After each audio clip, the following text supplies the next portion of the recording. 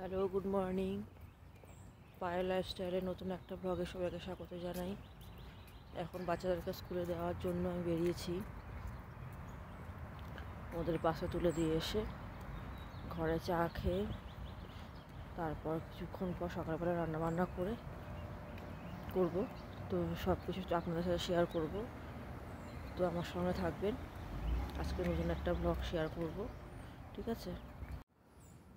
চা নিয়ে একটু বসলাম।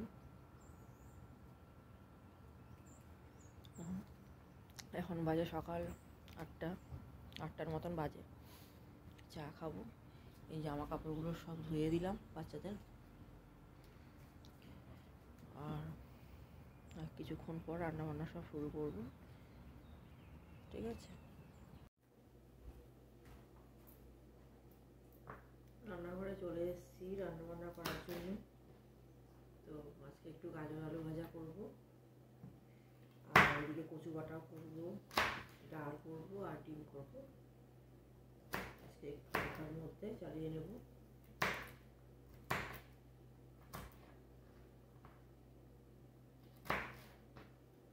এখনো শীত এখানে শেষ হয়নি,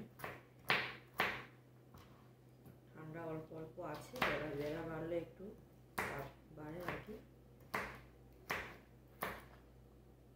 আর ঘরের মধ্যে টেম্পারেচারটা এখানে অন্যরকম, না ঠান্ডা না গরম। রান্না বান্না একটু বেশি করলে তখন ঘরটা গরম হয়ে যায়, ঘরটা খুব গরম হয়ে যায়।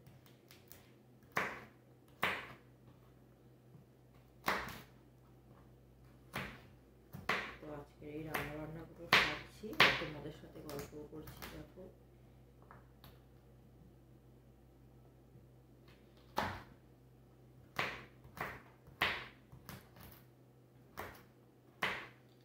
এই আমেরিকান এই গাজরগুলো ভীষণ মানুষ এমনি শুধু এমনি খেয়ে নেয়, রান্না বান্না করে না। বিশেষ করে চাইনিজরা, বিদেশিরা এগুলো খুব খায়। ভালো হয়তো শরীরের পক্ষে। আমরা কয়েকদিন মুখে দিয়েছি, ভালো লাগে না, খাইনি তো কখনো, তাই জন্য মনে কিরকম যেন একটা মনে হয়। তো গাজর আলু ভাজা করবো, ওদিকে কচু বাটা করবো। তো সব রেডি করছি, রেডি করে রান্নাবান্নাটা বসাবো। আর 3টের সময় আবার ওরা আসবে, ওদের বাস আসবে আবার।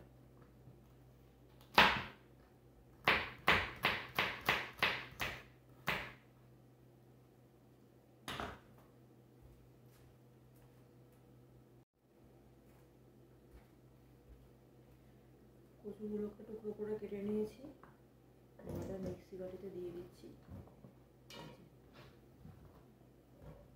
আর এখানে দুটো কাঁচা লঙ্কা দেবো, একটু ঝাল ঝাল করে করবো। এটা একটু ধুয়ে নেবো ভালো করে। ধুয়ে নিয়েছি, একবার ধুয়ে নেব। ধুয়ে নিয়ে 2 কোয়া রসুন দিয়ে, নুন দিয়ে, দুটো কাঁচা লঙ্কা দিয়ে তারপর এটা ভালো করে মিক্সি করে নেব। তারপর এটাকে গরম তেলের মধ্যে দিয়ে কালো জিরা দিয়ে এটা ভালো করে কষিয়ে নেব, নেড়ে নেব, ঠিক আছে? 2 কোয়া রসুনও নিয়ে নিচ্ছি, এটা দিয়ে এটা মিক্সি করে নেব।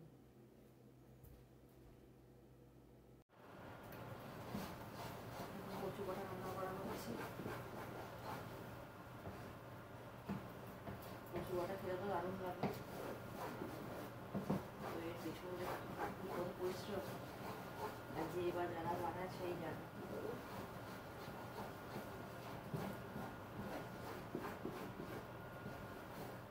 ছোটবেলায় আমাদের পাশে সবাই খেয়ে দেখতাম, কচু এরকম নাড়তো না তেলে আর কড়াইতে। তো ওরা সবাই বেটে কাঁচা লঙ্কা, সর্ষে, নারকেল দিয়ে বেটে গরম গরম ভাতে সবাই খেয়ে নিত, ভালোই লাগবে। তো আমার আবার এরকম কাঁচাটা ভালো লাগে না, আমার গ্যাস অম্বল হবে। তো একটু টেনে নেব, তারপর এটা হয়ে গেলে বাকি রান্নাগুলো সব করবো। তো এদিকে ডিম রান্না হচ্ছে, দেখো।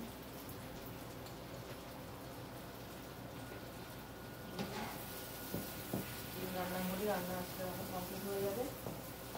আর আমার এই চ্যানেলে যদি নতুন হয়ে থাকো, চ্যানেলটা সাবস্ক্রাইব করো, লাইক, কমেন্ট এবং শেয়ার করে দিও।